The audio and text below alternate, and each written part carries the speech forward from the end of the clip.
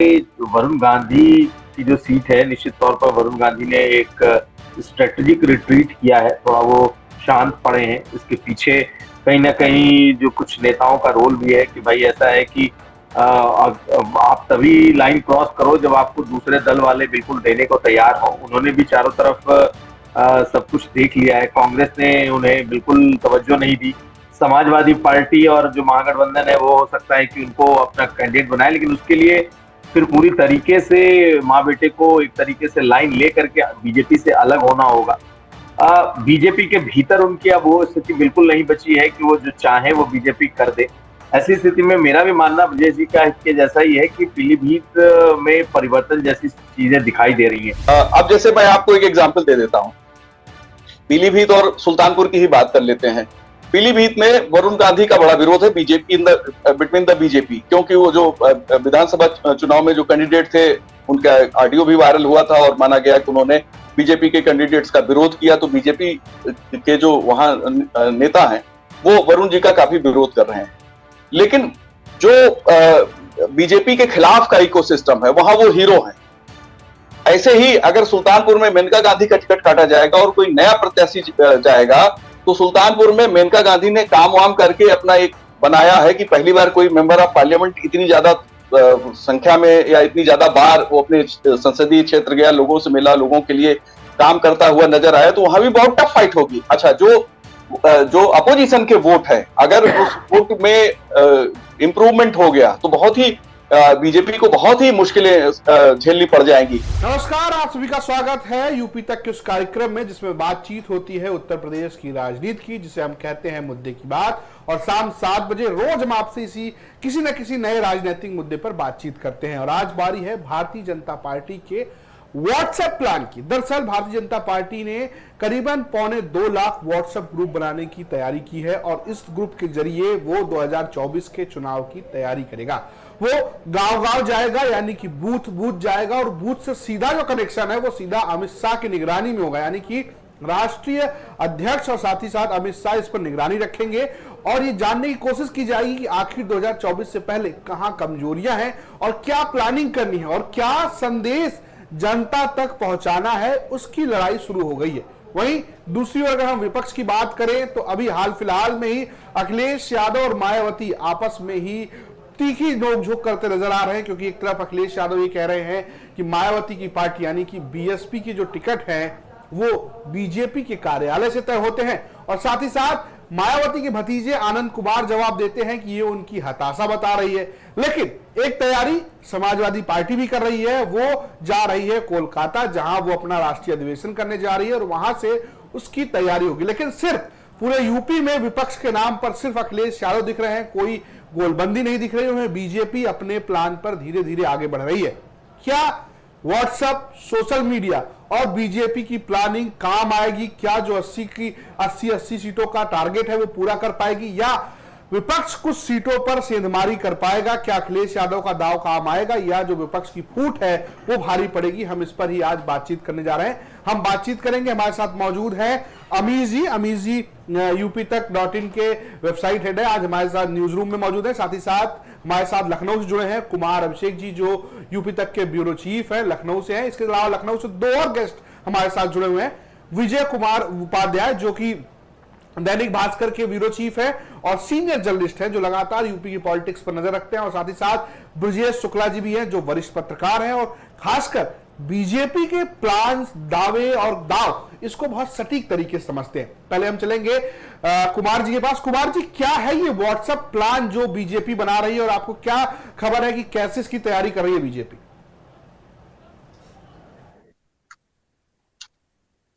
देखिए रजत, ये बीजेपी का सिर्फ आप व्हाट्सएप प्लान के तौर पर मत देखिए, ये बीजेपी की माइक्रो प्लानिंग जो इलेक्शन को लेकर के है उसका वो एक अहम टूल है, अहम हिस्सा है।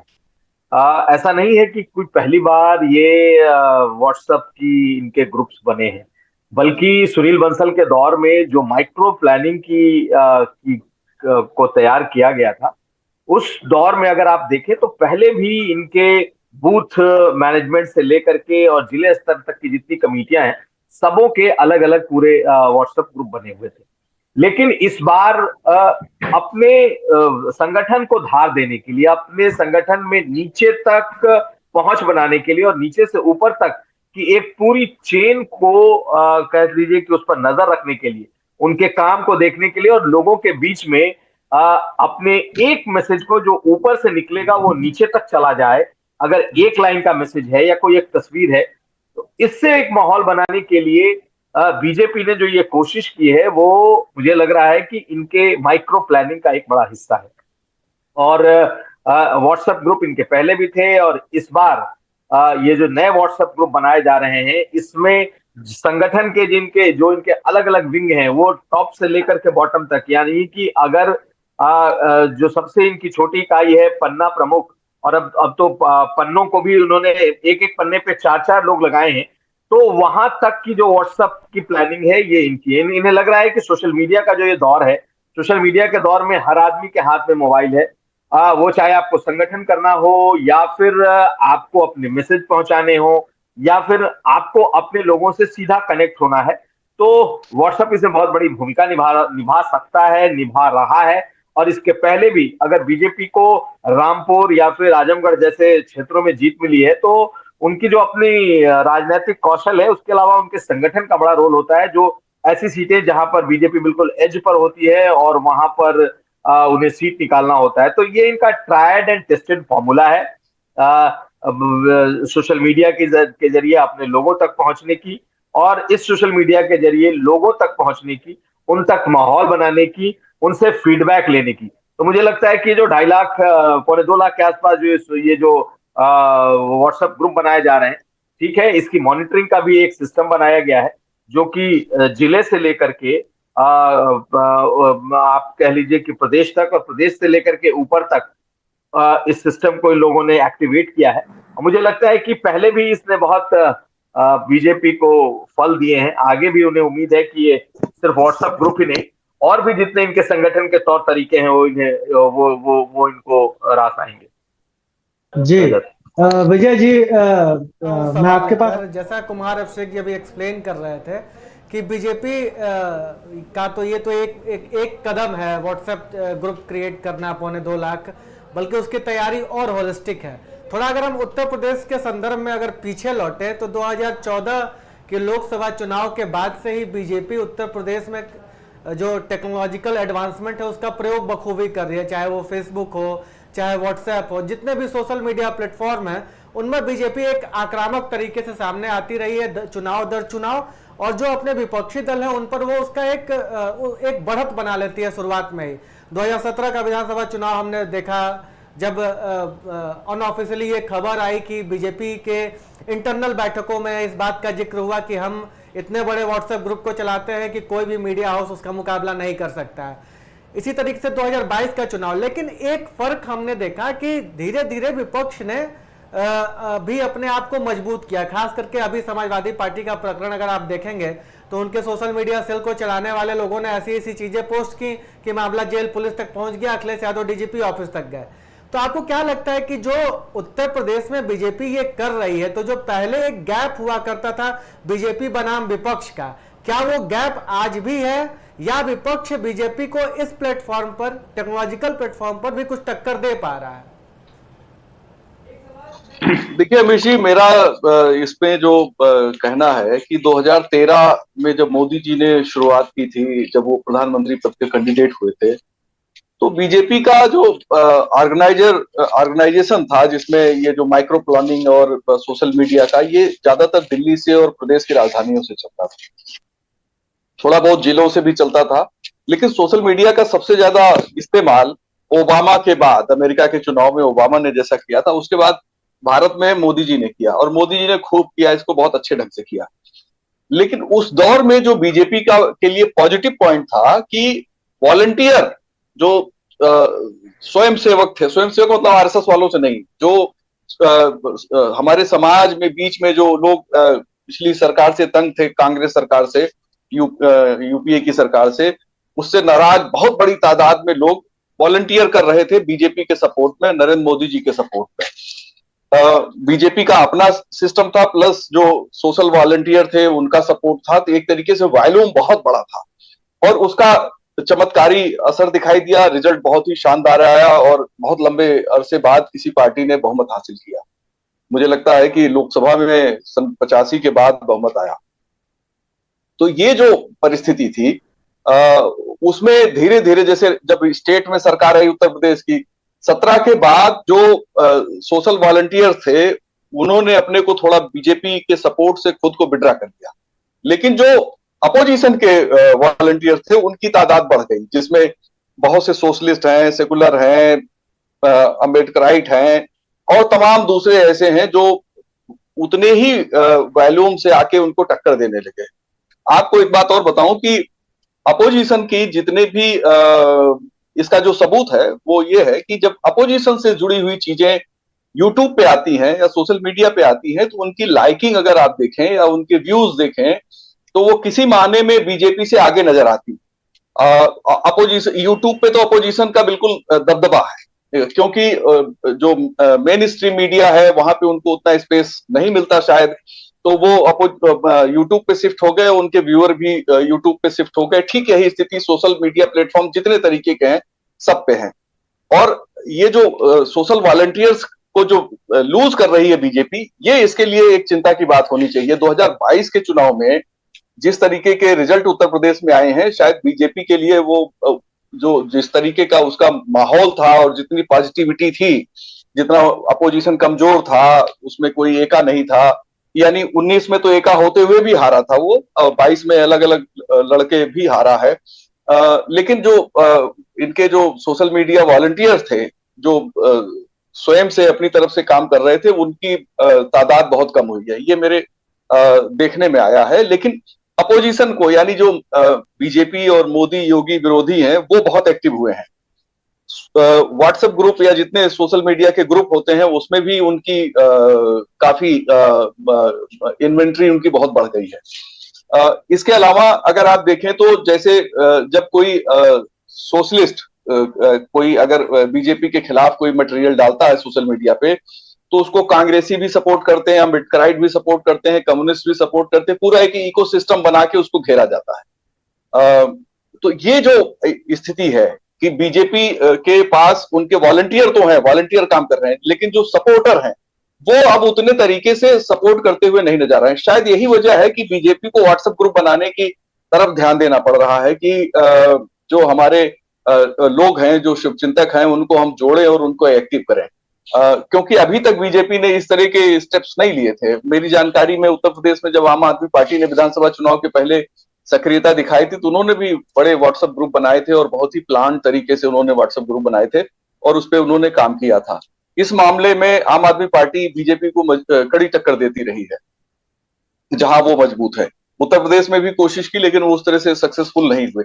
लेकिन मुझे लगता है कि बीजेपी को इस बात की चिंता कहीं न कहीं है कि वो अपनी तरफ से 2.25 लाख, 2 लाख, 2.5 लाख, 3 लाख जो भी व्हाट्सएप ग्रुप को बना रहे हैं वो बना रहे हैं, क्योंकि जो अपोजिशन है उसके लिए सोशल वॉलंटियर ज्यादा इस समय एक्टिव हैं और उनको भी टक्कर देना है, उनके पैरेलल अपने को मजबूत बनाए रखना है। शायद बीजेपी की ये एक रणनीति का हिस्सा है और उनको इस बात का फीडबैक होगा कि हमारे, अब जैसे आप देखिए बड़े बड़े नेता हैं, उनकी पोस्ट को लाइक करने की संख्या कम है, आप किसी भी सोशल मीडिया पे देखें, लेकिन अपोजिशन के नंबर जल्दी बढ़ जाते हैं। तो ये सारी चीजें हो रही हैं जो दिखाई दे रही हैं, लेकिन इसका मतलब ये नहीं कि बीजेपी ग्राउंड पे कमजोर हो गई है। बीजेपी ग्राउंड पे बहुत मजबूत है, लेकिन सोशल मीडिया में शायद वो थोड़ा सा कड़ी टक्कर वहां उसको मिल रही है, कहीं कहीं वो पिछड़ भी जाती है। तो ये जो परिस्थितियां हैं ये बीजेपी को अपनी माइक्रो प्लानिंग को और बेहतर करने की तरफ एक दबाव बना रही है। बीजेपी में पिछड़ी हुई है काफी विजय जी, बहुत पिछड़ी हुई है। अगर आप उसके यूट्यूब पे देख लीजिए, जो आप बातें कह रहे हैं बिल्कुल सही है।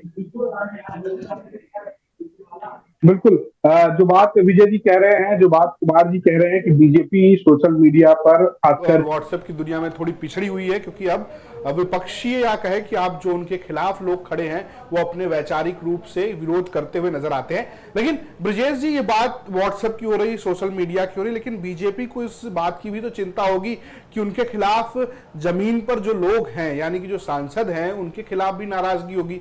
क्या कोई सर्वे करवाया जा रहा है? क्या इस बार सांसदों का टिकट कटेगा, जैसा पहले भी बीजेपी में ट्रेंड देखने को मिला है कि वो पूरे पूरे टिकट काट देती है, 90% तक टिकट काट देती है। क्या संगठन को जो विरोध ना हो, जो लोग टिकट मांग रहे हैं, जो लोग पहले से हैं उनमें विरोध ना हो, ये ध्यान देने की कोशिश की जा रही है? क्या खबर है इसके बारे में आपको लेकर कि कोई क्या टिकट काटने की कोई प्लानिंग चल रही है बीजेपी की ओर से? ब्रिजेश जी। इसमें मैं दो बातें पहले कहूंगा, एक टिकट काटने वाला उनके सर्वेक्षण के बाद, दूसरी बात जो आपने बताया व्हाट्सएप ग्रुप और जो उनके कार्यक्रम चलते हैं, उसमें विशेष बात ये रही है, यदि आप देखें कि जो विजय जी ने कहा कि साहब उनकी संख्या ज्यादा हो जाती है जो लोग विपक्ष के उसमें हैं, लेकिन जरा काम करने का एक तरीका देखिए जो मैंने देखा। मैं बताऊं आपको, एक उरई के नेता थे बीजेपी के, वो मुझसे मिलने आने वाले थे, आए मिले बैठे, लेकिन वो जितनी देर बैठे तो उनको बार बार एक फोन आ रहा था कि साहब वो किसी कार्यक्रम में जाना तो नहीं गए थे। अब आप देखिए उस वो फोन, मैंने पूछा कि इतना विचलित क्यों, तो उन्होंने कहा साहब लखनऊ से लेकर दिल्ली तक फोन आ रहा है, और ये लोग बाकायदे कार्यक्रम को बड़ी गहराई से देखते हैं कि कौन गया कौन नहीं गया, कार्यक्रम कैसा हुआ। और दूसरी बात मैं आपको और बताऊं आपको, तो ये जो है, आप कार्यक्रम कर लें, कोई किस कर लें तो वो तो आप चल जाता, लेकिन हुआ कि नहीं हुआ, उसके परिणाम क्या आ रहे हैं, हम मैसेज दे पाए कि नहीं पाए, इतने बड़ी गहराई से ये लोग काम करते हैं और कर रहे हैं। दूसरी बात मैं बताऊं आपको कि ये चुनाव को कैसे देखते हैं। एक विधानसभा क्षेत्र में इनको सूचना मिली होगी कि किससे किससे मिलना चाहिए कि हमारा प्रत्याशी इन इन लोगों से मिले। देखिए ये, या लखनऊ बात नहीं कर रहा हूँ, इसी विधानसभा बात कर रहा हूँ, इसी जो चुनाव हुए, तो दिल्ली से 2 लोग आते हैं यहाँ पर लखनऊ, हवाई अड्डे में उतरते हैं, प्रत्याशी को फोन करते हैं, उससे कहते हैं कि उनको सूची पकड़ा देते हैं, साहब इन लोगों के लिए आपकी यहाँ यहाँ कमजोरी है। अब ये मेरे लिए बड़ी आश्चर्य की बात थी, मैं चुनाव कवर कर रहा था, मेरे लिए बड़ा आश्चर्य की बात ये थी कि ये साहब कैसे कितनी जबरदस्त पैनी नजर रखना कि इन इन लोगों से मिलिए और इन लोगों से आप नहीं मिले। तो एक तो ये हो गया।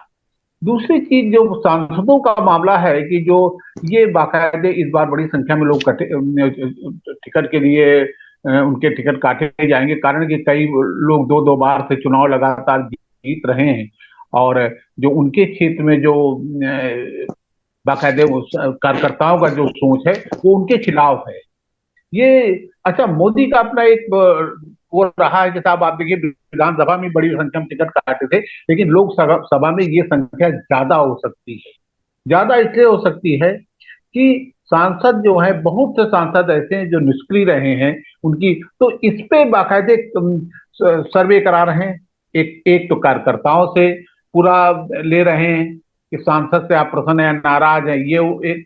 दूसरी, नेता लोग क्या, उत्तर प्रदेश के जो नेता हैं बीजेपी की, उनकी क्या राय है। तीसरी चीज, जो निजी एजेंसी हायर करते हैं वो अपना पूरा फीडबैक देते हैं। तो एक एक चीज पे आप देखिएगा, जो जब सूची आएगी, अब हम लोग अगस्त और सितंबर में लिखने लगेंगे सूची के बारे में, तो ये काम जब हम लिखेंगे, अभी काफी दिन है, 6 महीने बाद लिखेंगे करीब, लेकिन ये काम बीजेपी बहुत दिनों से कर रही है। वो एक एक सांसद जो उनका है उन पर वो कर रही है, किसको लाया जाए। मान लीजिए जो सीटें 63 जीती थी यहाँ पर, लेकिन 63 में जो 17 सीटें हार गए थे, उनमें किसको क्या किया जा सकता है, कैसे लाया जा सकता है। मैं उसका एक उदाहरण ये बताऊंगा, जैसे रायबरेली है। अब रायबरेली के बड़ा लिए वो जानते हैं कि गांधी परिवार का एक बहुत मजबूत गढ़ है, इसको तोड़ पाना बड़ा कठिन है, लेकिन उस पर भी एक गहरी नजर, एक एक प्रत्याशी पे नजर कि किसको लड़ाए तो एक लड़ाई बड़ी रोचक हो। ऐसा नहीं है कि वो कहेंगे बिल्कुल जीती जाए, बड़ी रोचक हो। इस तरह एक एक सीट पर आकलन, और जो लोग नहीं कर रहे हैं उनके टिकट काटना, ये बड़ी संख्या में होगा, बहुत बड़ी संख्या में सांसदों, कम से कम 80 में आप देखिए 20-25 ऐसे जो प्रत्याशी रहे हैं या सांसद हैं, उनके टिकट इस बार कटेंगे। और ये भी कई कोणों से उसकी जांच हो रही है, कार्यकर्ता भी, नेता भी और सर्वे कंपनियां भी।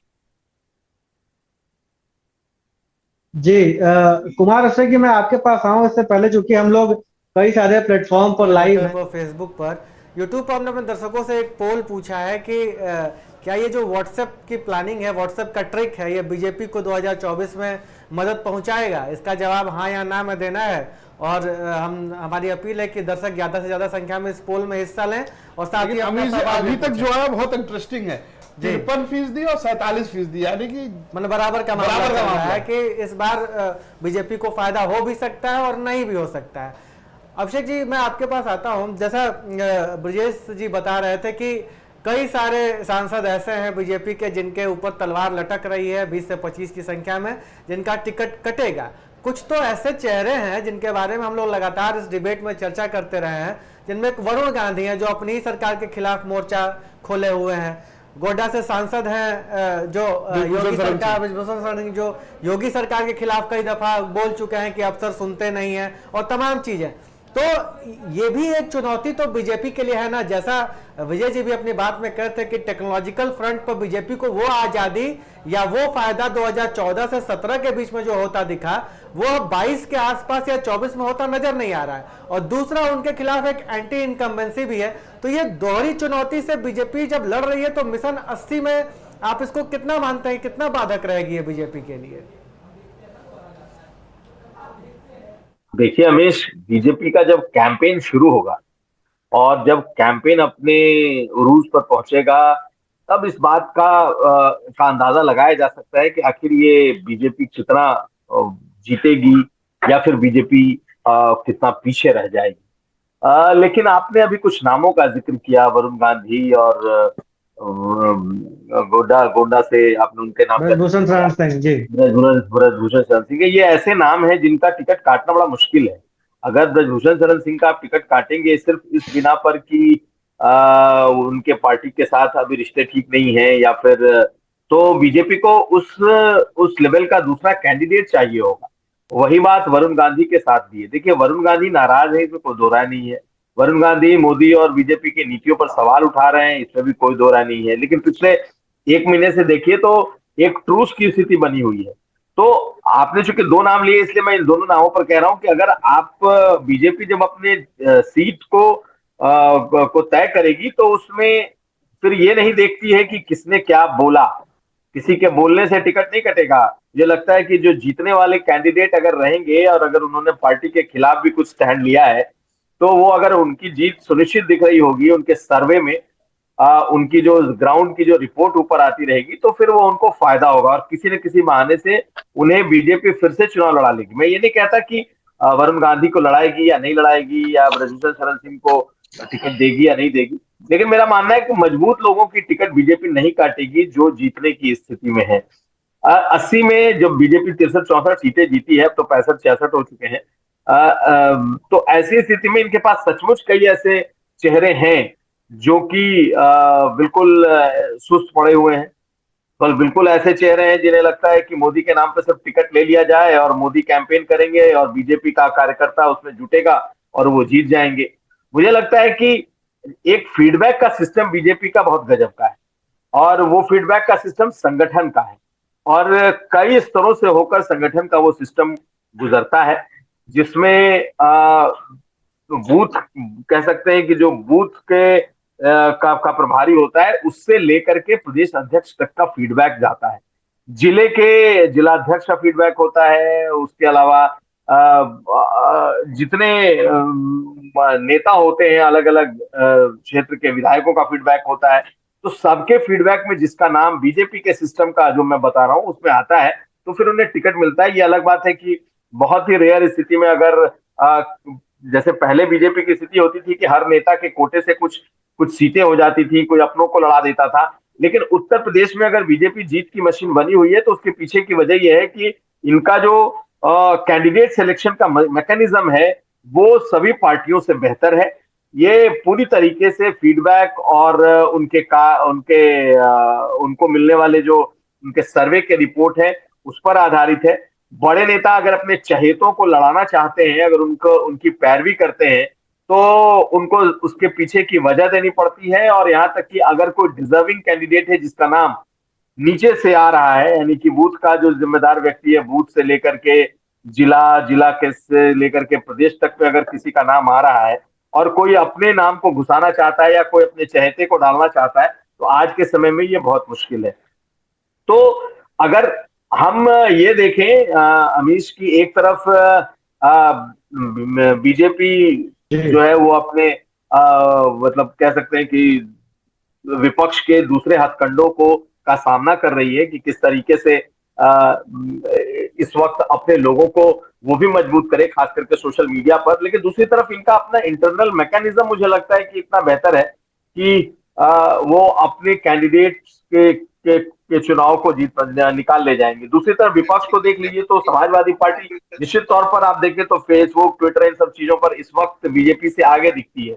लेकिन जब कैंडिडेट सिलेक्शन की बात आती है तो आखिरी मोमेंट तक उनके कैंडिडेट तय नहीं हो पाते। कई जगह बात तो अखिलेश यादव को बदलना पड़ता है, आखिरी वक्त पे वो तय करते हैं। यहाँ पर बीजेपी का ट्रैक रिकॉर्ड समाजवादी पार्टी से बेहतर दिखता है, जहां पर उनका अपना जो फीडबैक सिस्टम है उसके आधार पर ये कैंडिडेट तय करते हैं, जबकि समाजवादी पार्टी में अभी भी नेताओं की चाहत और इच्छा ज्यादा मायने रखती है। एक लाइन और मैं बता दूं कि मैंने चूंकि इनका जो सिलेक्शन सिस्टम है उसको मैंने देखने की कोशिश की, समझने की कोशिश की, तो कई बार जो बड़े नेता हैं, मतलब ऐसे उत्तर प्रदेश के बड़े नेता जो अगर कह दें, अगर किसी पर हाथ रख दें तो शायद उनका टिकट हो जाए, वो भी जब बीजेपी के इस फीडबैक सिस्टम से आए हुए नामों को देखते हैं तो उसके बाद अपने नाम आगे नहीं कर पाते, ऐसा अमूमन देखा गया है। तो कुल मिलाकर के एक सिस्टम जरूर है कि जो सोशल मीडिया का सिस्टम बन रहा है कि भाई उससे बीजेपी पिछड़ रही है, लेकिन संगठन के स्तर पर मुझे लगता है कि वहां अभी भी उनकी स्थिति मजबूत है। बिल्कुल बात कर रहे हैं कुमार जी की संगठन के स्तर पर बीजेपी मजबूत है। दर्शकों के स्तर पर दर्शक हमें कमेंट कर रहे हैं, हम आपको बताते हैं कुछ लोग क्या कह रहे हैं। जगवीर सिंह जी हैं जो लिख रहे हैं कि उत्तर प्रदेश में कई ऐसे एमपी हैं जो मोदी लहर में जीत गए, मगर जीतने के बाद आज तक वो अपने घर से निकले नहीं, उनको जनता ने देखा नहीं, कुछ ऐसा उनका कहना है। वीरदास हैं जो कह रहे हैं बीजेपी को सोशल मीडिया से फायदा हुआ था, अब वही सोशल मीडिया बीजेपी की गले की फांस बनने वाली है, क्योंकि बहुत कुछ वीडियो सोशल मीडिया पे घूमने लगा है। और इसके अलावा बेरोजगारी को लेकर कई सवाल उठ रहे हैं। लेकिन जो बातचीत चल रही है उस पर मैं आऊंगा आपके पास विजय जी, कि कुमार जी कह रहे हैं कि बीजेपी के पास एक फीडबैक सिस्टम है और वहां पर चुनाव के लिए एक तरीका है, लेकिन क्या आपको लगता है कि अब विपक्ष भी धीरे धीरे सीखने लगा है? आपको क्या सूचना है कि अखिलेश यादव किस तरीके की तैयारी कर रहे हैं, क्योंकि मायावती कुछ खास मैदान में दिख नहीं रही है। कांग्रेस ने भारत जोड़ो यात्रा निकाली लेकिन वो यूपी में आए तो बागपत से होकर चले गए। इकलौते अखिलेश यादव और उनका गठबंधन जो लगातार कह रहे हैं कि 2024 में 80 की 80 सीटों पर हम अपने गठबंधन के साथ लड़ेंगे, जिसमें अभी जयंत चौधरी नजर आते हैं, जिसमें अभी आपको अपना दल कमेरावादी की अनुप्रिया पटेल, माफ कीजिएगा पल्लवी पटेल और उनकी पार्टी नजर आती है। इसके अलावा चंद्रशेखर आजाद नजर आते हैं। इकलौता एक आदमी इस पूरे उत्तर प्रदेश की पॉलिटिक्स में ओम प्रकाश राजभर जो किसी खेमे में नजर नहीं आ रहे हैं। हालांकि आज राजभर ने कहा है कि सपा से उनकी कोई दुश्मनी नहीं है, भाजपा का भी स्वागत है, कांग्रेस से भी कोई दिक्कत नहीं है। तो यही समझने की कोशिश करें विजय जी की अगर हम बात करें प्रत्याशी और व्हाट्सएप लेवल पे, गठबंधन के लेवल पर क्या पॉलिटिक्स चल रही है? क्या बीजेपी के जो गठबंधन साथी वो बने रहेंगे? क्योंकि बड़ा सवाल यह है कि अभी जाति जनगणना के मुद्दे पर अखिलेश यादव ने सदन में उन्होंने पूछा, सीधा निषाद से, अनुप्रिया पटेल के पति बैठे हुए थे उनसे सवाल किया, राजभर से कहा कि आइए बाहर आपसे बात करेंगे। तो आपको क्या नए गठबंधन बनते हुए दिख रहे हैं? लखनऊ में कोई नई जोड़ तोड़ दिख रही है या बीजेपी और कई नए साथी लाकर चुनाव लड़ेगी 2024 में? अपोजिशन पूरा का पूरा एंटी इनकम्बेंसी के सहारे है कि जो लोग बीजेपी से नाराज होंगे, नरेंद्र मोदी जी की नीतियों से और उत्तर प्रदेश सरकार की नीतियों से नाराज होंगे, वो उनको जिताएंगे। इसका एक बड़ा सबूत आपको विधानसभा चुनाव में भी दिखाई दिया था कि जो एंटी इनकम्बेंसी है ज्यादातर उसी के लहर पर अपोजिशन सवार हो गया। आप देखिए कि एक तरफ तो समाजवादी पार्टी उत्तर प्रदेश में लोकसभा चुनाव की तैयारी कर रही है, बीजेपी को घेर रही है, दूसरी तरफ अपना राष्ट्रीय सम्मेलन वो कोलकाता में करने जा रहे हैं। आप सोच सकते हैं कि ऐसे मौके पे जब बमुश्किल से 10-11 महीने रह गए हैं लोकसभा चुनाव को, तो आप प्रदेश के बाहर अपना सम्मेलन करके क्या संदेश देना चाहते हैं? आप कुछ कह रहे हैं? आप नहीं, आपकी आवाज बीच में चली गई थी। ठीक है, अच्छा, तो आप कोलकाता में सम्मेलन करके क्या संदेश देना चाहते हैं? पश्चिम बंगाल में आप क्या कितनी सीटें लड़ेंगे? क्या आप टीएमसी से वहां कोई गठबंधन करने जा रहे हैं? या तो मुझे ऐसा लगता है कि जो फोकस और विजन होना चाहिए, अपोजिशन उसको उस पैरामीटर पे जनता के सामने नहीं आ पा रहा है जिस पैरामीटर पे भाजपा आती है। दूसरा, जो भाजपा के लीडर हैं, चाहे नरेंद्र मोदी जी हो, नितिन गडकरी हो, अमित शाह हो, योगी आदित्यनाथ हो या राजनाथ सिंह जी हो, आप इनके भाषण देखिए। इनके भाषण में जनता के लिए एक उम्मीद होती है। अपोजिशन सिर्फ हमले करता है, सवाल उठाता है, लेकिन जनता के लिए कोई उम्मीद नहीं पैदा करता। खासतौर पे आप चाहे राहुल गांधी का भाषण देख लें, जिसमें सबसे ज्यादा निगेटिविटी होती है सत्ता के लिए, भाजपा के लिए, लेकिन जनता के लिए उम्मीद कोई नहीं होती है उसमें। वो ये बात, बहुत सी बातें वो कहेंगे, लेकिन उसमें जनता के लिए कोई कंटेंट नहीं होता है। ठीक ऐसे ही दूसरे अपोजिशन के जो लीडर हैं, या फिर वो आपस में एक दूसरे से जब के खिलाफ जब बोलते हैं, जैसे अभी समाजवादी पार्टी के अध्यक्ष अखिलेश यादव को अभी जवाब दिया आकाश आनंद ने, जो बसपा के नेशनल कोऑर्डिनेटर हैं। तो ये जो आपस की बातें हैं, इससे जनता को कहीं कोई उम्मीद नजर नहीं आती। दूसरी बात ये भी होती है कि आप आपस में लड़ने वाले लोग अगर एक भी हो गए तो कितने दिन एक रहेंगे, तो जनता को लगता है कि हम ठगे जाएंगे। जैसे 77 में या 67 में, 77 में, 89 में, या फिर उसके बाद, तो इनको बहुत भरोसा नहीं होता। असल चीज है भरोसा, जो जनता उस नेता के प्रति करे जो राजनीति में उसके सामने हो। तो जो भरोसा पैदा करेगा वो निश्चित तौर पे ज्यादा वोट बटोर लेगा। ठीक यही बात जो हम लोग डिस्कस कर रहे थे कि जो कैंडिडेट हैं, तो जिस पार्टी के कैंडिडेट में ये दम होगा कि वो जनता का भरोसा जीत सके अपनी तरफ से, या फिर पार्टी के नेताओं के अपने उनके काम से या उनके भाषणों से, तो उसको फायदा होगा। ये बहुत बड़ी समस्या है। जैसे हम लोग जब एम्प्लॉयमेंट की बात करते हैं कि अच्छे काम करने वाले लोग नहीं है, कोई इंजीनियरिंग पढ़ा है लेकिन जब उसे फील्ड में काम करने को कहिए, प्रैक्टिकल करने कहिए, तो वो चीजें रिजल्ट उस तरह से नहीं दे पाता है। ठीक ऐसे ही पार्टी में कैंडिडेट की समस्या है। कैंडिडेट टिकट तो बहुत से लोग मांगते हैं, लेकिन असल में जैसा एक आइडियल कैंडिडेट होना चाहिए या एक कॉम्पिटेंट कैंडिडेट होना चाहिए, उसकी इतनी ज्यादा समस्या पूरे प्रदेश में है कि हम नए लोगों की बहुत गुंजाइश है, लेकिन जिस तरह का इंफ्रास्ट्रक्चर, खर्चे और दूसरी चीजें चाहिए, उसमें लोग पिछड़ जाते हैं। इसलिए बहुत से टैलेंटेड लोग भी राजनीति में कामयाब नहीं हो पाते हैं। तो जो चल रहे हैं वही चलते रहते हैं। ये समस्या सभी दलों के सामने, बीजेपी के सामने भी है और दूसरी पार्टियों के सामने भी है। तो जो अच्छे कैंडिडेट होंगे, निश्चित तौर पे वहां जीतने की जो जीत की जो संभावना होगी थोड़ी आसान होगी, पार्टी को उतनी मेहनत नहीं करनी पड़ेगी और आसानी से वो चुनाव जीत सकता है। लेकिन बहुत से ऐसे कैंडिडेट हैं जो इतने कॉम्प्लिकेटेड हैं, खुद ही इतना उन्होंने अपने खिलाफ निगेटिव माहौल बना के रखा होता है, या फिर क्षेत्र में जाएंगे नहीं, या लोगों से मिलेंगे नहीं, मिलेंगे तो उटपटांग बातें करेंगे। जो पैरामीटर हैं किसी लीडर के जनता से बात करने के, वो उस पर कहीं खरे नहीं उतरते हैं। तो ये समस्या एक बड़ी समस्या है जिसपे हम लोग आमतौर पे डिस्कशन नहीं करते हैं। लेकिन ये प्रॉब्लम वैसे ही है जैसे किसी एक अच्छी कंपनी के लिए एक अच्छा सीईओ चुनना हो, और या कोई मार्केटिंग मैनेजर अच्छा चुनना हो, और आप जब ढेर सारे लोगों की बायोडाटा देखते हैं तो उसमें शायद कोई एक आध दो मिल जाए, वो भी कसौटी पे खरे उतरेंगे कि नहीं, ये कहना बहुत मुश्किल है। तो ये समस्या जो कैंडिडेट की समस्या है, ये बीजेपी के सामने तो थोड़ी कम है, क्योंकि नेताओं की तादाद इसमें बहुत ज्यादा, और बहुत से अच्छे नेता जो दूसरे दलों में अच्छा लड़ रहे थे, अच्छा राजनीति कर रहे थे, वो बीजेपी में आ गए। लेकिन बाकी दलों के सामने अभी भी बड़ा संकट है। आप अगर विधानसभा चुनाव में जाएं, जो एक नेक टू नेक कॉन्फ्लिक्ट का चुनाव था 2022 का, उसमें कैंडिडेट की प्रॉब्लम की वजह से ही अपोजिशन बुरी तरह हारा है।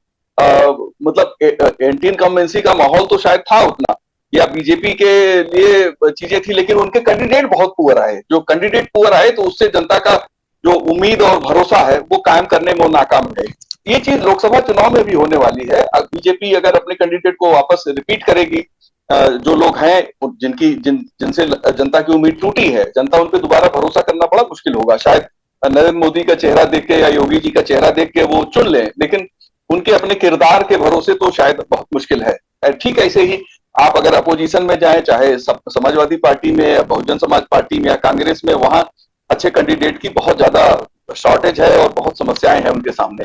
तो उत्तर प्रदेश के जब चुनाव की पूरी हम चीजों को एकजुट करके देखते हैं, जिसमें आप अपनी सोशल मीडिया प्रेजेंस है, पब्लिक के बीच में आप अपनी बातों को कैसे पहुंचाते हैं, सरकार अपनी योजनाओं को किस तरीके से लागू कर पा रही है, और जो पब्लिक की जो प्रॉब्लम है, जैसे खासतौर पर महंगाई एक इशू है, बहुत बड़ा इशू है महंगाई, उसको उस तरीके से एक्सप्लोर नहीं कर पाती है विपक्ष। लेकिन अगर इस तरह की चीजें हैं जो एंटी इनकम्बेंसी क्रिएट करती हैं, और मोदी जी की जो पिछले 9 साल का शासन है तो बहुत सी चीजें आप देखिए कि वो रिपीटेडली वही आ रही है। जो सोशल मीडिया में बीजेपी को की लाइकिंग कम हुई है या उस पे व्यूज कम आ रहे हैं, मेरा ऐसा मानना है कि उसमें रिपीटेडली वही बातें हैं। नई बात जब कोई आती है तो शायद लोग उसे पसंद करते हैं। जैसे अभी थोड़ा सा ये जो लंदन वाला राहुल जी का डिबेट था, या फिर अडानी वाला जो हिडनबर्ग की रिपोर्ट थी। अब देखिए हिडनबर्ग खुद टारगेट में आ गया, क्योंकि अमेरिका के दो बैंक ताला लगने जा रहा है। एक तो लगी गया, दूसरा एक बैंक और भी खबर आ रही वो भी जा रहा है। तो ये जो चीजें हैं, जब जनता को कोई ऐसी चीज जो थोड़ा उत्तेजना पैदा करती है तो जनता फिर सक्रिय होती है। एक बहुत ही कठिन रास्ता है इस बार के चुनाव, क्योंकि मुझे ऐसा महसूस हो रहा है कि जो यू टर्न 2007 में जनता ने एक सोशल पॉलिटिकल सिस्टम में एक बदलाव आया था, फिर 14 में एक बदलाव आया, 17 में एक बदलाव आया, 19 में आप देखिए एक बड़े कॉम्बिनेशन को बीजेपी ने 51% वोट हासिल करके और 64 सीटें जीत करके हरा दिया। ऐसे ही मुझे लगता है कि 24 में एक और बड़ा चेंज आने वाला है, जिसमें मोस्ट बैकवर्ड कास्ट का बहुत इंपॉर्टेंट रोल है। और मैं आपको एक इस बात से बिल्कुल मैं आश्वस्त हूं कि अगर बीजेपी जातीय जनगणना कराएगी तो निश्चित तौर पे ये समाजवादी पार्टी के लिए बूमरैंग साबित होगा। बहुत ही उनको दिक्कत हो जाएगी अगर यहाँ जातीय जनगणना की गई, क्योंकि ये बात किसी से छिपी नहीं है कि किस बिरादरी की कितनी आबादी हो सकती है। और जब ये नारे लगते हैं कि जिसकी जितनी आबादी उतनी इसकी हिस्सेदारी, तो बाकी जो कम आबादी वाली जातियां हैं निश्चित तौर पे वो उनको और यूनाइट आपस में होने का एक बहाना मिल जाएगा। तो मुझे लगता है कि चीजें उस तरीके से नहीं चल रही है जैसा विपक्ष सोच रहा है। उसमें अंदर की खाने में बहुत से दूसरी समस्याएं हैं जिनको वो इग्नोर कर रहे हैं। और आज का दौर ऐसा है, जब हम माइक्रो लेवल की बात कर रहे हैं तो एनालिसिस भी माइक्रो लेवल पे करेंगे, तभी कोई बड़ा गेन कर पाएंगे। जी विजय सर, आपने काफी महत्वपूर्ण कई सारे अहम बातें कही हैं। विजय सर, मैं आपके पास आऊंगा, उन्हें कुछ बात हो रही थी कैंडिडेट्स को लेकर कि अल्टीमेटली तो चुनाव आ जाएगा मोदी जी के चेहरे पर, योगी जी के चेहरे पर, क्योंकि अगर कैंडिडेट्स रिपीट होते हैं तो ये हाल विपक्ष का भी है कि उधर भी नेतृत्व का ही चेहरा है कि अखिलेश यादव के चेहरे पर ही जितना चुनाव लड़ पाएगी सपा उतना लड़ेगी।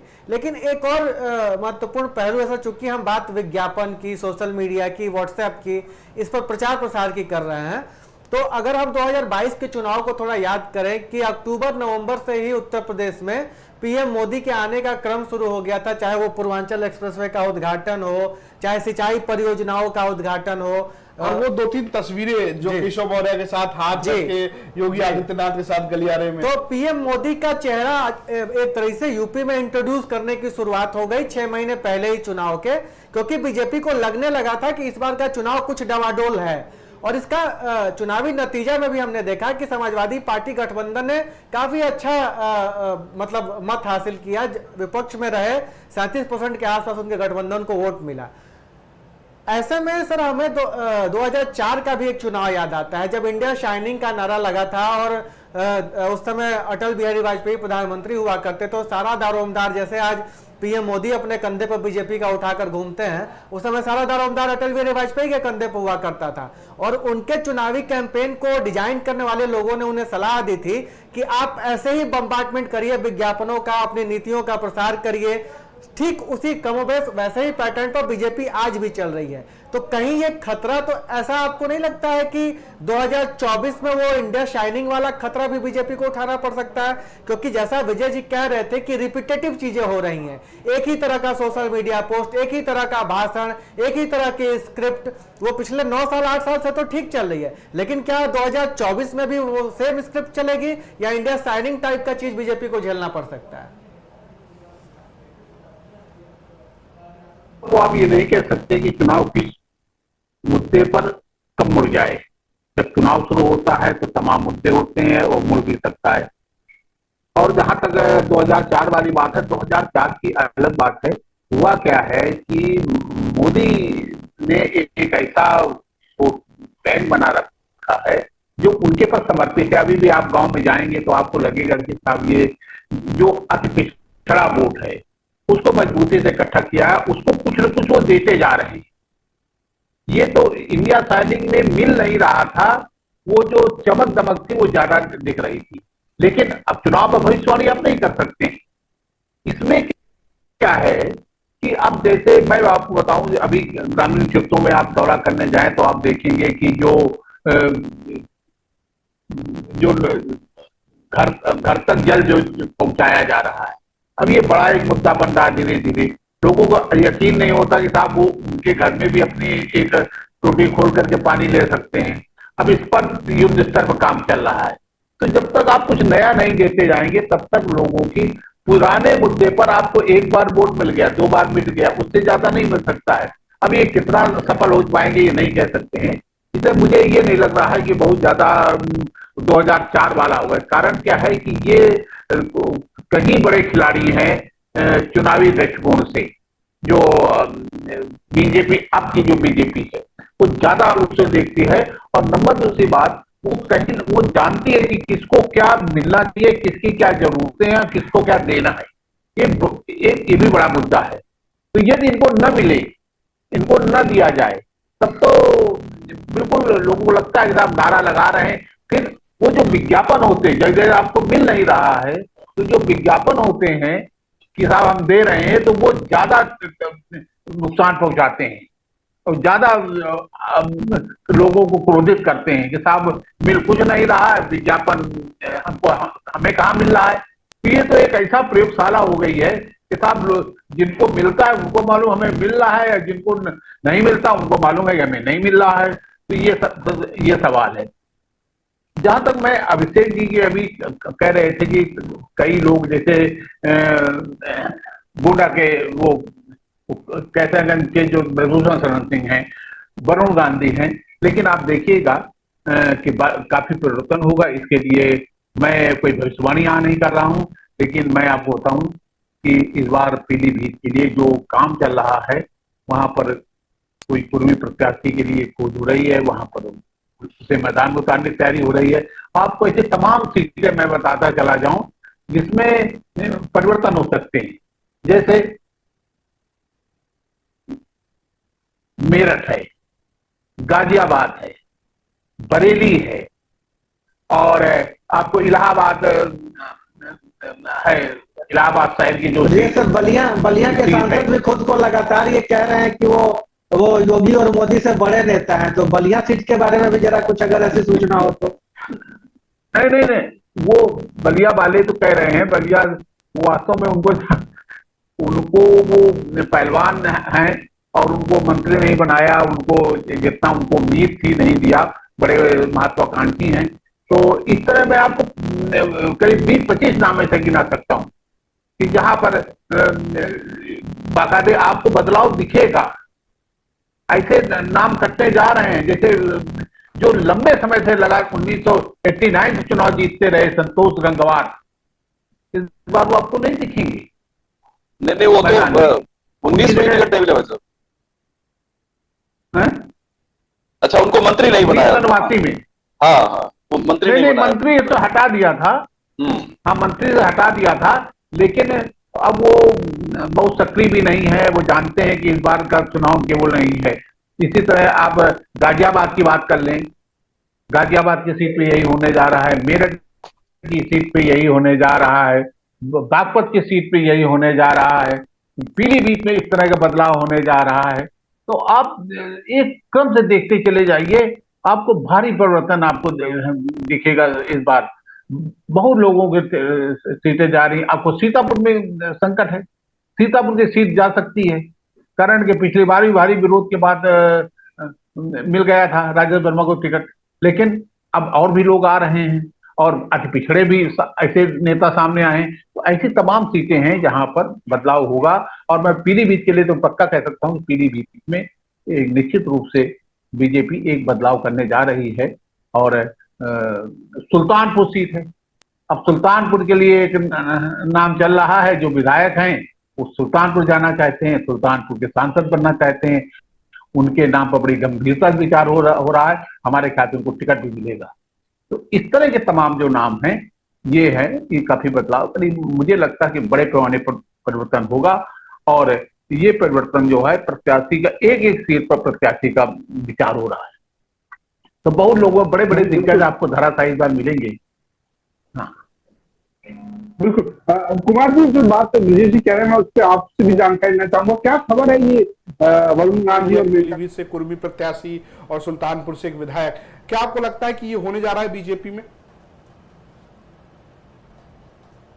नहीं, ब्रजेश जी ठीक कह रहे हैं। जो उन्होंने पीलीभीत का नाम लिया है, तो मेरा कहना यह था कि वहां पे वरुण गांधी की जो सीट है, निश्चित तौर पर वरुण गांधी ने एक स्ट्रेटेजिक रिट्रीट किया है। थोड़ा वो शांत पड़े हैं। इसके पीछे कहीं ना कहीं जो कुछ नेताओं का रोल भी है कि भाई ऐसा है कि आप तभी लाइन क्रॉस करो जब आपको दूसरे दल वाले बिल्कुल देने को तैयार हो। उन्होंने भी चारों तरफ सब कुछ देख लिया है। कांग्रेस ने उन्हें बिल्कुल तवज्जो नहीं दी।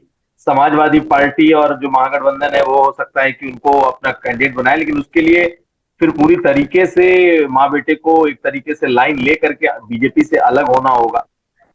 बीजेपी के भीतर उनकी अब वो स्थिति बिल्कुल नहीं बची है कि वो जो चाहे वो बीजेपी कर दे।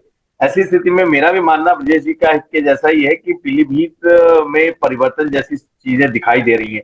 लेकिन हाल में आपने देखा होगा कि मेनका गांधी का एक बयान आया था और उन्होंने कहा था कि वो बीजेपी में है। बीजेपी पार्टी उन्हें टिकट देती है नहीं देती है, ये पार्टी को फैसला करना है, लेकिन वो बीजेपी नहीं छोड़ेंगी। उसके बाद ये कयास लगाने शुरू हुए कि इनफैक्ट उसके पहले से ये कयास लग रहे थे कि अ, दोनों माँ बेटों को एक तरीके से ये मैसेज कर दिया गया है कि भाई आप लोग अब इस लाइन को अब आगे क्रॉस ना करें। तो क्या इसके बाद वरुण गांधी इंटरेस्टेड होंगे चुनाव लड़ने के लिए? क्या बीजेपी उन पर दांव लगाएगी? बहुत सारी ऐसी बातें हैं जिस पर अभी पर्दा पड़ा है, लेकिन ब्रजेश जी ने कुछ पर्दा उठाया है कि निश्चित तौर पर वहां पर बदलाव होगा। और जिस बात की बात वो कह रहे हैं कि अगर वरुण गांधी को वहां से टिकट नहीं मिलता है तो वहां कोई कुर्मी प्रत्याशी होगा, ये भी सच्चाई है। क्योंकि वो कुर्मी बहुल वाला इलाका माना जाता है। माना जाता है कि उस इलाके में उनकी तादाद भी है और इस बिरादरी की के लिए वो सीट भी है। तो कुल मिलाकर के बड़े बदलाव तो होंगे, इसमें कहीं कोई दो राय नहीं है। जो बड़े बड़े नाम है धराशायी होंगे, लेकिन क्या इन नामों में और कौन कौन लोग होंगे ये देखना होगा। लेकिन बीजेपी इस बार जिसे कहते हैं ना बहुत क्रूरता से और बेरहमी से ये ऑपरेशन करने वाली है कि अगर जिनके बारे में थोड़ा सा भी संदेह होगा कि ये नहीं जीत सकते हैं या इनके लड़ने से बीजेपी को बहुत फायदा नहीं है, तो वैसे लोगों को के टिकट काटे जाएंगे। हाँ, इसका असर ये देखने लायक होगा कि अगर बीजेपी में कोई बड़ी बगावत ना हो जाए, बीजेपी के भीतर कहीं ऐसे बड़े नेताओं की फौज ना खड़ी हो जाए जो कि पार्टी से बगावत कर दें। और चुनाव के समय में ये सब चीजें नैरेटिव सेट होती हैं। अगर बड़े लोगों को लगने लगे, ज्यादातर लोगों को, कि उनके टिकट कटने वाले हैं और वो लोग एक एक करके छोड़ने लगे, तो फिर बीजेपी के लिए मुश्किल होती है। जो 2022 में हम लोगों ने देखा कि जब हम लोगों ने ये मीडिया में ये चीजें आने लगी कि बड़े बड़े नाम के टिकट कटेंगे, तो उसके बाद एक तरीके से फ्लड गेट खुला था और बीजेपी को ये कहना पड़ा था कि वो इतने लोगों के टिकट नहीं काट रहे। और बीजेपी ने अपने उस टिकट काटो अभियान को रोक भी दिया था। तो ये अभी से कहना तो ठीक है, लेकिन माहौल उस वक्त क्या बनता है वो देखना होगा। लेकिन जिन नामों की चर्चा विजय जी ने की है, मुझे लगता है कि मैं भी उससे अपने को जोड़ता हूँ। रजत जी, विजय सर आपसे जी, कमेंट विजय जी कुछ लेते कह रहे हैं। थे। विजय जी हाँ, कुछ विजय कहना सर। चाह रहे थे। हाँ, देखिए ये ब्रजेश जी ने जो कहा है मैं इससे सहमत हूं, बल्कि जितने नाम उन्होंने लिए उससे ज्यादा बड़ी लिस्ट ऐसी है जिनके टिकट शायद कट जाएंगे या उन्हें दोबारा तीसरी बार मौका नहीं मिलेगा या दूसरी बार मौका नहीं मिलेगा। लेकिन ये बड़ा चैलेंजिंग है भारतीय जनता पार्टी के लिए, क्योंकि जिनके टिकट कटेंगे वो तुरंत एक तरीके से समझिए कि समाजवादी पार्टी के भाग्य से छीका टूटेगा जिन जिन जगहों से टिकट कटेंगे। और समाजवादी पार्टी उनको लपक लेगी अगर, हालांकि उत्तर प्रदेश में चूंकि भाजपा की सरकार है 2027 तक, लेकिन 27 के बाद की पॉलिटिक्स के लिए भी लोग अपना फ्यूचर प्लान करते हैं। ज्यादातर अपने बेटों के भविष्य को लेकर परेशान है या कोई और दूसरे भी ऑप्शन उनके सामने हैं। तो मेरा ऐसा मानना है कि बीजेपी टिकट तो काट देगी, लेकिन इसके बाद जितनी सीटों पर टिकट कटेंगे उतनी सीटों को लेकर कम से कम मीडिया परसेप्शन ये रहेगा कि बीजेपी जीतेगी या हार जाएगी। बावजूद इसके कि मोदी बहुत ज्यादा लोकप्रिय हैं, बावजूद इसके कि योगी आदित्यनाथ बहुत लोकप्रिय हैं, लेकिन इन सीटों को टफ फाइट में मीडिया का परसेप्शन, पब्लिक का परसेप्शन तुरंत बन जाएगा और उससे निपट पाना बीजेपी के लिए बहुत आसान नहीं होगा। वहां हो सकता है बीजेपी जीत जाए, हो सकता है बीजेपी हार भी जाए, लेकिन बहुत ही कठिन लड़ाई हो जाएगी। मेरा ऐसा मानना है कि जो कैंडिडेचर की समस्या है, या तो पहले से कोई तैयारी कर ले। अब जैसे मैं आपको एक एग्जांपल दे देता हूं, पीलीभीत और सुल्तानपुर की ही बात कर लेते हैं। पीलीभीत में वरुण गांधी का बड़ा विरोध है बीजेपी बिटवीन द बीजेपी, क्योंकि वो जो विधानसभा चुनाव में जो कैंडिडेट थे उनका ऑडियो भी वायरल हुआ था और माना गया कि उन्होंने बीजेपी के कैंडिडेट्स का विरोध किया। तो बीजेपी के जो वहां नेता हैं वो वरुण जी का काफी विरोध कर रहे हैं। लेकिन जो बीजेपी के खिलाफ का इकोसिस्टम है वहां वो हीरो हैं। ऐसे ही अगर सुल्तानपुर में मेनका गांधी का टिकट काटा जाएगा और कोई नया प्रत्याशी जाएगा, तो सुल्तानपुर में मेनका गांधी ने काम वाम करके अपना एक बनाया है कि पहली बार कोई मेंबर ऑफ पार्लियामेंट इतनी ज्यादा संख्या में या इतनी ज्यादा बार वो अपने संसदीय क्षेत्र गया, लोगों से मिला, लोगों के लिए काम करता हुआ नजर आया, तो वहां भी बहुत टफ फाइट होगी। अच्छा, जो अपोजिशन के वोट है, अगर उस वोट में इंप्रूवमेंट हो गया तो बहुत ही बीजेपी को बहुत ही मुश्किलें झेलनी पड़ जाएंगी। अच्छा, जो पब्लिक ऐसा मानती है कि भाई हमें मोदी जी को केंद्र में सत्ता में बैठाना है, वो पब्लिक ये भी सोचती है कि हमारा मेंबर ऑफ पार्लियामेंट ज्यादा बेटर हो, ज्यादा ठीक से काम कर सके। तो ये चैलेंज बीजेपी के सामने बहुत बड़ा हो जाएगा। जितनी ज्यादा सीटों से वो प्रत्याशी बदलेंगे, उतनी ज्यादा समझिए कि उन्होंने अपने लिए प्रॉब्लम क्रिएट की। तो ये इससे निपटेंगे कैसे, इसका बीजेपी के पास मास्टर प्लान क्या होगा? क्योंकि जो बात अभी कुमार भाई कह रहे थे कि विधानसभा चुनाव में जब टिकट काटने की संख्या थी तो हम लोग भी जानते थे बहुत लंबी लिस्ट है, लेकिन वो लिस्ट को कट शार्ट करना पड़ा क्योंकि अचानक समाजवादी पार्टी के फेवर में एक माहौल बन रहा था, तो बीजेपी ने उसे विड्रॉ किया था। इस बार चूंकि बहुत ही क्रूसियल है, तीसरी बार का चुनाव है और बीजेपी ज्यादा रिस्क लेगी, बड़े क्रांतिकारी फैसले लेगी। मुझे लगता है कि शायद अगर ये हिम्मत बीजेपी जुटाएगी तो उसको देखिए, बहुत सी सीटें हैं, आप अपने आसपास देख लीजिए, लोग कितने खुश हैं कितने नाखुश हैं, वो उसको देखना पड़ेगा कि आप प्रदेश की सरकार के कामकाज से, फिर ग्रीवांस से जो सरकारी अधिकारी कर्मचारियों से मिलने जुलने का है, कार्यकर्ताओं को सम्मान और उनके कामकाज करने का तौर तरीका क्या है। तो जो लोग बहुत उम्मीद से बीजेपी के साथ जुड़े हैं, वहां राष्ट्रभक्ति, राष्ट्रवाद, डिफेंस और इंटरनेशनल पॉलिसी, वहां तो सब चीजें ठीक चल रही हैं, लेकिन जो ग्राउंड पे है वहां पे कुछ ऐसा है कि जैसे थोड़ा सा खाने में नमक कम जैसा है। तो वो जो स्थिति है, इसको बीजेपी को हैंडल करना बहुत बड़ी चुनौती बन जाएगी। विजय जी, आप कह रहे हैं, मैं एक चीज और जोड़ता हूँ इसमें, एक शो होता है यूपी तक पर, उसका नाम है कौन जीतेगा यूपी, जिसमें हम आपको अभी से बता रहे हैं कि आपकी लोकसभा सीट पर क्या माहौल है। और उससे करता हूं तो उससे जो फीडबैक मिलता है, कई ऐसी सीटें हैं जहां बीजेपी के लिए नाराजगी नजर आती है। बदायूं की सीट जहां संघमित्रा मौर्य सांसद है, अमेठी की सीट स्मृति ईरानी, उनकी भी स्थिति बहुत ठीक नजर नहीं आती है, बहुत नीचे खाने पर नाराजगी दिख रही है। इसके अलावा कई और सीटें हैं जो बीजेपी की खास सीटें हैं, वहां पर थोड़ी दिक्कतें हैं। पीलीभीत भी इसमें आती है, सुल्तानपुर की भी सीट है, और अगर आप देखेंगे जौनपुर, ऐसी कई सीटें हैं जहां बीजेपी को सोचना पड़ेगा। हालांकि कुछ सीटें ऐसी है, क्योंकि एक बयान में आपको यह भी जिक्र कर दूं कि हाल फिलहाल में एक सीट की बात चल रही थी और एक व्यक्ति ने कहा कि यहां पर अगर आप बछड़े की पूंछ पर बीजेपी का टिकट बांट देंगे तो बीजेपी यहां से चुनाव जीत जाए, क्योंकि यहां पर मोदी का चेहरा चलेगा। तो कुछ ऐसी सीटें हैं जहां पर ऐसा लगता है कि मोदी के चेहरे पर बीजेपी किसी को भी चुनाव जिता सकती है, लेकिन कई ऐसी सीटें हैं जहां पर प्रत्याशियों को लेकर बीजेपी को मशक्कत करनी पड़ेगी। और साथ ही साथ एक जो कहा जाता है कि पॉलिटिक्स ऑल अबाउट परसेप्शन, तो एक परसेप्शन क्रिएट करना पड़ेगा बीजेपी को उन सीटों पर जहां पर उसकी मुश्किलात दिख रही हैं। फिलहाल आज हम जिस बात पर चर्चा कर रहे थे उसका एक तरीके से अगर हम उसको समअप करें तो नजर आता है कि बीजेपी ने जो ये व्हाट्सएप प्लान बनाया है वो एक्चुअल में उसके लिए एक मजबूरी कहिए या कहिए कि जी विजय जी,